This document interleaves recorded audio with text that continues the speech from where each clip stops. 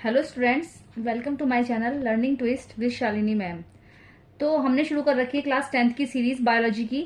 तो उसमें मैंने आपको लास्ट वीडियो में आप लोग देख लेना कि मैंने क्या पढ़ाया था उसमें। तो विटामिन तक लिया था हमने। अब मैं आपको बताऊंगी टाइप्स ऑफ विटामिन कि विटामिन कितने तरीके के होते हैं। ठीक है, तो दो तरीके के विटामिन होते हैं। एक तो होता है जल में घुलनशील और दूसरे होते हैं वसा में घुलनशील। ठीक है, कितने तरीके के होते हैं? दो तरीके के होते हैं, दो प्रकार के होते हैं। एक तो होता है जल में घुलनशील और एक होता है वसा में घुलनशील। ठीक है, अब मैं बताती हूँ। देखो, लिखेंगे इसके बारे में, डिटेल स्टडी करेंगे विटामिन के प्रकार। तो होता है जल में घुलनशील, जल में घुलनशील होते हैं एक तो। ठीक है, एक होते हैं वसा में घुलनशील, वसा में घुलनशील। देखते हैं जल में घुलनशील कौन कौन से विटामिन होते हैं, बी और सी। ठीक है, वसा में कौन कौन से होते हैं, A, vitamin D, vitamin E and vitamin K. तो हमें पता कैसे चलेगा? बच्चे क्या होता है, वो कई बार एग्जाम में क्वेश्चन आता है कि जल में घुलनशील विटामिन कौन सा है या फिर वसा में घुलनशील कौन सा है। तो बच्चे क्या करते हैं, इसका इसमें लिख देते हैं, उसका इसमें लिख देते हैं। तो इसका एक अच्छा तरीका बस यही है कि आपको एक चीज ऐसे याद करनी है कि हमें पता कैसे चलेगा जल में घुलनशील विटामिन कौन सा है। तो आपने देखा होगा कि गर्मियों में जब हमें गर्मी लगती है तो हमारी मम्मी क्या करती है, शिकंजी बनाती है। घर पे हमारी शिकंजी बनती है तो उसमें क्या होता है, उसमें हम क्या डालते हैं, नींबू डालते हैं। तो नींबू से बनता है, यानी कि नींबू किसका स्रोत होता है? सबको पता है नींबू किसका स्रोत होता है, विटामिन सी का। पता है ना कि विटामिन सी मिलता है नींबू से हमें। तो क्या करते हैं, नींबू डालते हैं। तो नींबू देखा होगा शिकंजी में घुल जाता है पानी में, यानी कि वो जल में घुलनशील है। तो हम इससे पक्की तरीके से याद कर सकते हैं कि जल में घुलनशील जो विटामिन है हमारा विटामिन सी है। ठीक है बच्चों, अब आप एक चीज और याद कर लोगे। अब जैसे जल में घुलनशील विटामिन सी हो गया तो क्या हो, खट्टी चीजें अधिकतर घुल जाती हैं, जैसे मौसमी का जूस पीते हैं हम लोग। तो ये यानी कि जल में घुलनशील है विटामिन सी। बस आप एक बार याद रखो, सी से पहले क्या आता है, बी। तो बस ये याद करना कि बी और सी जो होता है जल में घुलनशील विटामिन है। याद रहेगी ना ये बात। अब आता है सेकंड वसा में घुलनशील। वसा क्या होता है हमारा, ऑयल जो ऑयल में घुलनशील विटामिन है उनको याद कर लेना कि कौन कौन से होते हैं, ए, डी, ई और के। मतलब जब बी और सी तो जल में घुलनशील हो ही गया, ये सब विटामिन है। तो जो बचे हुए विटामिन है वो तो जल में वसा में घुलनशील होंगे। ये शुरुआत कैसे होगी, ए कैसे आएगा, समझ जाना कि बी से सबसे पहले अल्फाबेट जो होता है ए आता है ना, तो ए से शुरुआत कर देंगे, ए, डी, ई और के। ये सब घुलनशील है, वसा में विटामिन है। ठीक है, अब नेक्स्ट आता है इसमें पोषण के प्रकार। ठीक है, मैंने विटामिन बता चुकी हूँ। अब पोषण के समझाया था मैंने उस वीडियो में। तो अब पोषण के प्रकार देखेंगे हम, पोषण के प्रकार, पोषण के प्रकार। ठीक है, तो पोषण हमारा क्या होता है, पोषण बताया था मैंने। पोषण क्या होता है, जो शरीर को, जिससे हमें खाते हैं जो भोजन, उससे हमें ऊर्जा मिलती है, जिससे कि हम सारे समय की भागदौड़ कार्य कर सकें, वो हमारा पोषण ही कहलाता है। ठीक है, तो पोषण जो होता है दो तरीके का होता है। एक तो होता है स्वपोषी। क्या होता है, स्वपोषी, स्वपोषी पोषण। और एक होता है परपोषी, परपोषी पोषण। इसको हम क्या करते हैं, विषम पोषी भी बोलते हैं। क्या बोलते हैं? अगर आप सोचो बच्चों कि विषम पोषी क्या कौन सा वाला हो गया, तो विषम पोषी भी यही होता है, विषम पोषी पोषण। ठीक है, मतलब मैंने बता दिया है, दोनों बोलते हैं इसको। अब आता है स्वपोषी पोषण जो होता है। स्वपोषी पोषण कौन कौन से बनाते हैं, हरे पेड़ पौधे जो होते हैं। एक तो कौन कौन से होते हैं, ये हरे पेड़ पौधे। ठीक है, और क्या कुछ बैक्टीरिया होते हैं, कुछ बैक्टीरिया भी होते हैं, जीवाणु, बैक्टीरिया यानी कि जीवाणु। ठीक है, इसमें जैसे एल्गी आ गई, एल्गी मतलब शैवाल जो होते हैं, शैवाल। ठीक है, शैवाल, ये जो होते हैं सब स्वपोषी हैं। यानी कि स्वपोषी पोषण का मतलब ये है, ये जो हरे पेड़ पौधे होते हैं, बैक्टीरिया हो गए, जीवाणु हो गए, एल्गी हो गई, मतलब दोनों एक ही हैं, एल्गी और शैवाल एक ही हैं। तो ये जो होते हैं क्या करते हैं, अपना भोजन स्वयं बनाते हैं। हरे पेड़ पौधे तो बताया था ना मैंने, फोटोसिंथेसिस जब होता है तो ये क्या होता है, प्रकाश संश्लेषण की क्रिया से बनाते हैं, सूर्य के प्रकाश की उपस्थिति में। तो ये जो स्वपोषी है ये अपना भोजन स्वयं बनाते हैं। और ये जो होता है परपोषी, ये दूसरों पर डिपेंड रहते हैं अपने भोजन के लिए। ठीक है, जैसे कि इसमें क्या आता है, सारे जीव जंतु आ गए, सारे सूक्ष्म जीव आ गए, माइक्रो ऑर्गेनिज्म और कवक बैक्टीरिया सब आ गए इसके अंदर। ठीक है, विषम पोषी में जैसे क्या होता है, मछली हो गई, मनुष्य हो गया, हाथी हो गया, घोड़ा हो गया, ये सब एक दूसरे पर डिपेंड है अपने भोजन के लिए। तो ये हो गए परपोषी, ये स्वयं बना रहे हैं और ये दूसरे पे डिपेंड है, तो ये परपोषी है। ठीक है, तो कौन कौन से आ गए इसमें? इसमें तो आ गए सभी जीव जंतु, सभी जीव जंतु हो गया। ठीक है बच्चों, सभी जीव जंतु आ गए इसके अंदर, और सूक्ष्म जीव होगा, छोटे छोटे सूक्ष्म जीव होते हैं, सूक्ष्म जीव भी आ गए इसके अंदर। ठीक है, इसमें क्या आता है? कवक आ गए, कवक, बैक्टीरिया। ठीक है, ये होगा कुछ जीव। अब जीव जंतु से तो आप मतलब समझ ही रहे हो, जीव जंतु में कुछ भी आ सकता है। जैसे आप ले लो यहाँ पर जीव जंतु में हमारे क्या आ सकता है? तो मछली हो गई, मनुष्य, मछली, मछली लिख देंगे। मनुष्य हो गया हमारा, हाथी, घोड़ा। ठीक है, ये सब जो है एक दूसरे पे डिपेंड है ना, एक दूसरे का भोजन एक दूसरे जैसे करते हैं। ठीक है, मनुष्य जैसे कुछ और खा रहा है और हाथी कुछ और खा रहा है, हाथी दूसरी चीजें खा रहा है, शेर उसे खा रहा है, तो ये सब विषमपोषी हो गए, एक दूसरे पे डिपेंड है, और स्वपोषी जो है अपना अपने आप बना रहे हैं। ठीक है बस, और अब आगे बढ़ेंगे नेक्स्ट टॉपिक में। तो अब बच्चों हम बात करेंगे स्वपोषी पोषण के बारे में। मैंने बताया था भी कि पोषण दो तरीके का होता है, बताया था, स्वपोषी और विषमपोषी। तो स्वपोषी के बारे में हम बात करेंगे, इसको हम क्या बोलते हैं? Autotrophy nutrition. ओके, क्या बोलते हैं इसको? Autotrophy nutrition. तो ये आपको पता ही कौन कौन होते हैं इसमें? ग्रीन प्लांट्स आते हैं, कुछ बैक्टीरिया आते हैं। कौन कौन होते हैं? ग्रीन प्लांट्स, ग्रीन प्लांट्स, और कौन कौन से? बैक्टीरिया होगा इसमें। ठीक है, ग्रीन प्लांट्स और बैक्टीरिया होगा। ठीक है, इसमें क्या होता है? ये कैसा पोषण है? ऐसा पोषण जिसमें जीवधारी अपना भोजन स्वयं बनाते हैं, उनको क्या बोलते हैं हम? स्वपोषी पोषण होता है। और ऐसे जीवधारी स्वपोषी कहलाते हैं। ठीक है, ऐसा भोजन, ऐसा पोषण जिसमें जीवधारी अपना भोजन स्वयं बनाते हैं, वो तो कहलाता है स्वपोषी पोषण, और ऐसे जीवधारी स्वपोषी पोषक कहलाते हैं। ठीक है, लिख लेंगे इसका डेफिनेशन, चाहेंगे तो आप लिख लेंगे। ऐसा पोषण, ऐसा पोषण जिसमें जीवधारी अपना भोजन स्वयं बनाते हैं,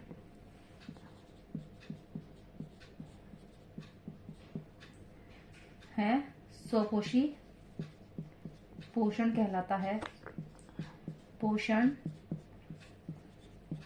कहलाता है। तथा ऐसे जीवधारी, ऐसे जीवधारी स्वपोषी पोषक कहलाते हैं, पोषक कहलाते हैं। क्लियर हो गया बच्चों? तो आपको मैंने कितने बार बता दिया है इसमें कि स्वपोषी जो पोषण होते हैं कौन कौन से होते हैं। जैसे कि इसमें क्या क्या आ जाएगा डेफिनेशन में, लिख देंगे, एक बार बता देंगे। चलो, जैसे हरे पेड़ पौधे हो गए, हरे पेड़ पौधे, और कुछ जीवाणु भी आता है इसके अंतर्गत, जीवाणु, बैक्टीरिया। ओके, ये हो गया आपका। ठीक है, अब आता है नेक्स्ट टॉपिक हमारा, प्रकाश संश्लेषण। ठीक है, इसको हम फोटोसिंथेसिस भी बोलते हैं, फोटोसिंथेसिस। पता तो है बच्चों? ओके, ये क्या होता है फोटोसिंथेसिस? जब हरे पौधे सूर्य के प्रकाश की उपस्थिति में भोजन निर्माण की प्रक्रिया करते हैं, तो जो ये प्रोसेस होता है, ये प्रक्रिया जो होती है प्रकाश संश्लेषण कहलाती है। क्या होती है? कि जब हरे पौधे सूर्य के प्रकाश की उपस्थिति में, सूर्य के प्रकाश की उपस्थिति में भोजन निर्माण करते हैं, भोजन निर्माण करते हैं, तो ये प्रक्रिया या प्रोसेस बोल दीजिए आप, ये प्रक्रिया क्या कहलाती है? प्रकाश संश्लेषण कहलाती है, संश्लेषण कहलाती है। ओके, अब आपने देखा होगा कभी कभी जो लोग खेतों से बिलोंग करते हैं, मतलब उधर के एरिया से आते हैं, या जिनके पास खेती बाड़ी होती है जिनके यहाँ, तो उनको पता होगा कि जब हमारे खेत में ओला पड़ता है, जिस मौसम में ओला पड़ता है या विंटर सीजन होता है, तो हमारे जो पत्ते होते हैं, कि उनकी जो पत्तियां होती हैं खेतों की, पेड़ पौधों की, पीली पड़ जाती हैं, झड़ जाती हैं, पीली पड़ जाती हैं, यानी कि बेचारे वो अपना भोजन बना ही नहीं पाते उस टाइम, क्योंकि सूर्य का प्रकाश वहां होता नहीं है। तो सूर्य का प्रकाश भी हमारे इसलिए बहुत जरूरी है प्लांट्स के लिए, तो प्लांट जब भोजन बनाएंगे तभी तो जीवित रहेंगे, तो वो अपना प्रकाश संश्लेषण नहीं कर पाते हैं और सूर्य की उपस्थिति में होता है ये, तो इसकी वजह से उसके पत्ते पीले पड़ जाते हैं। तो इसलिए जब हरे पौधे सूर्य के प्रकाश की उपस्थिति में भोजन का निर्माण करते हैं तो ये प्रक्रिया प्रकाश संश्लेषण कहलाती है। ठीक है, अब आती है केमिकल इक्वेशन इसकी प्रकाश संश्लेषण की। ठीक है, क्या आती है? प्रकाश संश्लेषण की रासायनिक समीकरण। संश्लेषण की बहुत इंपॉर्टेंट क्वेश्चन है कि रासायनिक समीकरण। ओके, कभी कभी ये पूछा जाता है कि इसका केमिकल इक्वेशन लिखो, रासायनिक समीकरण लिखो। रासायनिक समीकरण क्या होती है इसकी? 6CO2 plus 12H2O। ये किसकी उपस्थिति में होता है? हरित लवक। किसकी में होता है? हरित लवक। और नीचे क्या होता है? सूर्य का प्रकाश, सूर्य का प्रकाश और खनिज लवण। ठीक है, व खनिज लवण। तो क्या बनेगा इसमें? C6H12O6N प्लस क्या बन जाएगा इसमें, बताएंगे आप? तो ये जो है ये हमारा ग्लूकोज है। ठीक है, 6O2 प्लस 6H2O बनेगा। 6O2 प्लस 6H2O, ये जो है हमारा ये क्या है? ग्लूकोज है। अगर आपसे पूछ जाए ग्लूकोज का फॉर्मूला लिखिए तो ये वाला लिख देंगे। ये क्या है? ग्लूकोज। और इसको क्या बोलते हैं? इसको शर्करा भी बोलते हैं, शर्करा हिंदी में। ओके, और ये क्या है? अब देखें 6CO2, तो यानी कि इसमें क्या है? 6 एटम जो है कार्बन के हैं। ठीक है, ऑक्सीजन के 2 हैं, ऐसी इधर इसके जल के 12 हैं। तो जल का क्या होता है? इसमें जल का जो होता है हमारा अपघटन हो जाता है, जल के अपघटन द्वारा बनता है, जल के अपघटन के द्वारा, अपघटन के द्वारा। अपघटन मीन्स क्या होता है? टूटना। अपघटन मीन्स क्या होता है? टूटना, यानी कि जल टूट जाता है। जैसे 6 एटम कार्बन के हो गए और 2 ये ऑक्सीजन के एटम हो गए, तो क्या होता है? जो जल के अवयव जो है अपघटन उसका हो जाता है, वो टूट जाता है। हरित लवक और सूर्य के प्रकाश की उपस्थिति में क्या बन जाता है? ग्लूकोज बन जाता है। और 6 ऑक्सीजन के बन जाएंगे और इसमें जल बनता है। क्या मिलता है? ऑक्सीजन रिलीज होती है और जल बनता है। अब ये आता है सूर्य का प्रकाश और खनिज लवण। तो खनिज लवण हमारे कौन कौन से हो गए? ये होते हैं 2 खनिज लवण इसमें, फेरिक और मैग्नीशियम, सॉरी मैग्नीज। ठीक है, फेरिक और मैग्नीज, इसमें 2 खनिज लवण होते हैं। उसकी उपस्थिति में प्रकाश संश्लेषण की क्रिया होती है। अब आपने देखा होगा कि जब मम्मी कभी वो बनाती है, छोले भटूरे कुछ बनाती है, तो उसमें क्या डालती है? इनो डालती हैं या फिर सोडा डालती हैं, जिससे कि उसमें खमीर उठ जाए। तो ऐसे लवण, ऐसे खनिज लवण जिससे जो प्रोसेस होता है तेजी से होने लगता है, मतलब जो 2 घंटे और 4 घंटे का प्रोसेस होगा वो जल्दी से सेकंड में हो जाएगा, तो उन्हें खनिज लवण कहते हैं, मतलब प्रक्रिया को तेज जो करते हैं। तो ऐसे हरित लवण, सूर्य का प्रकाश और खनिज लवण होते हैं। तो उसमें कौन कौन से? फेरिक और मैग्नीज। तो इसकी उपस्थिति में ग्लूकोज बना, ऑक्सीजन बनी और ये हाइड्रोजन बनी। तो बच्चों, अब आपको प्रकाश संश्लेषण की डेफिनेशन भी समझ में आ गई होगी। जो मैंने अभी इक्वेशन लिखवाई है उसमें समझ में आ जाएगी कि सारी इक्वेशन जो बना के आप उसकी डेफिनेशन आराम से लिख सकते हो। जैसे कि क्या बनेगी? जब हरे पेड़ पौधे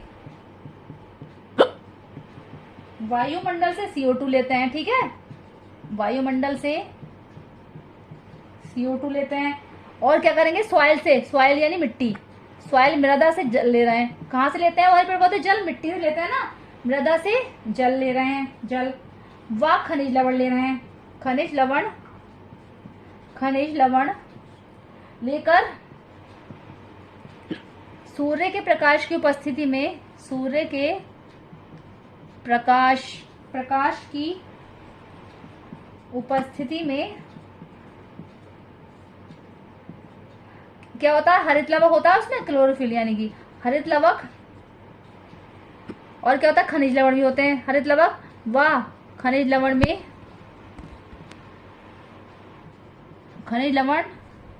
में भोजन का निर्माण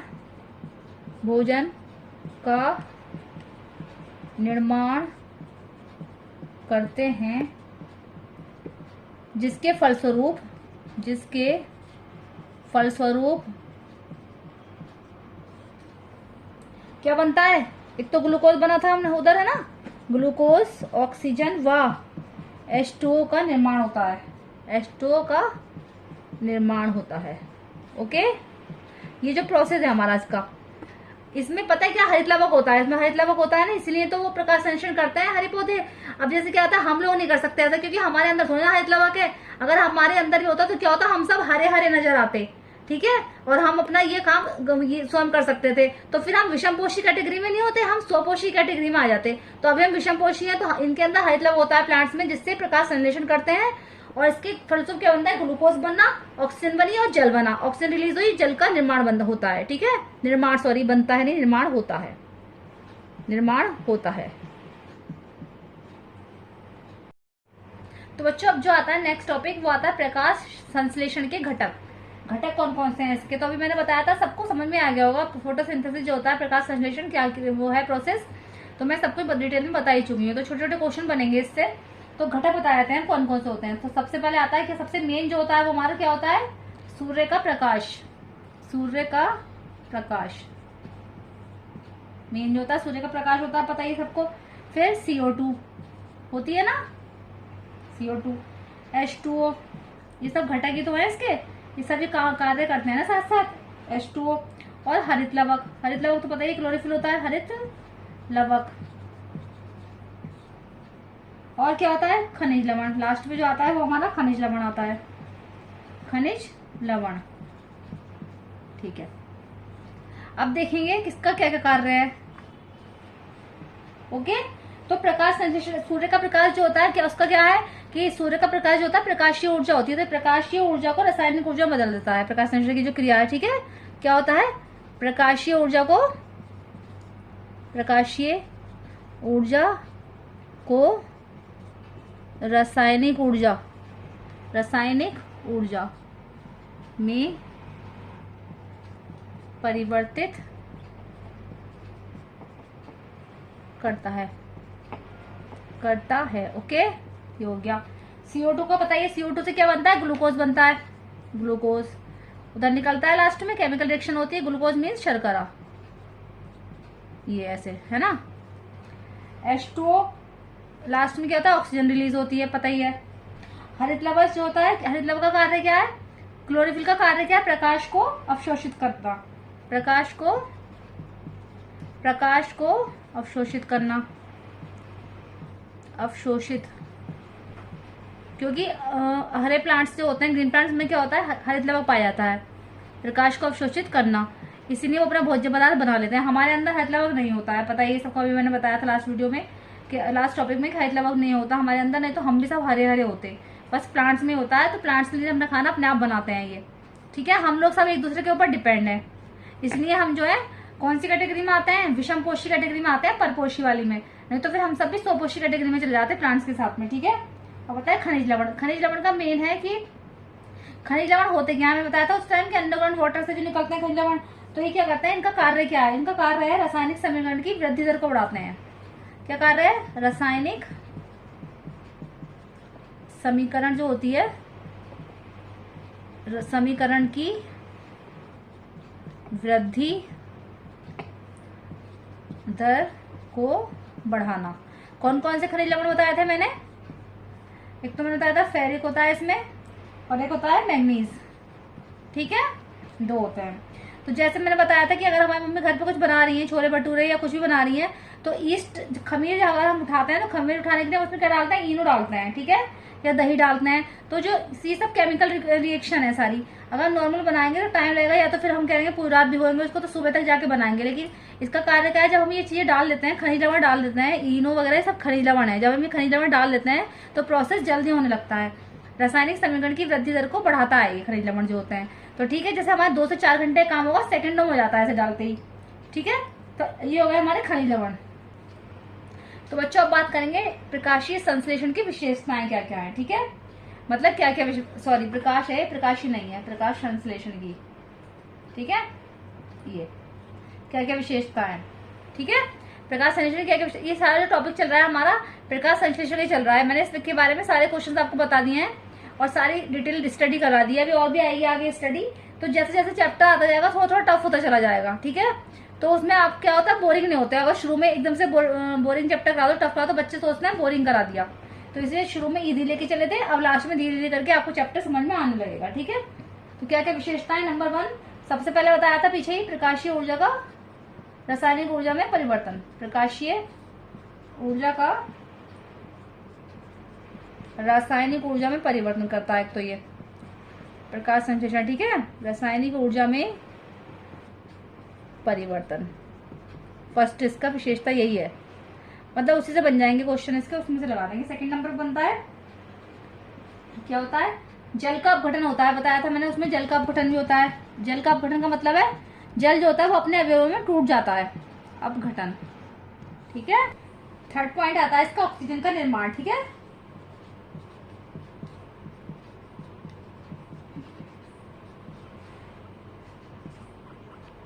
ऑक्सीजन का निर्माण समझ में आया। प्रकाश संश्लेषण जब हमारा होता है तो ऑक्सीजन बनती है, ठीक है, रिलीज होती है ऑक्सीजन।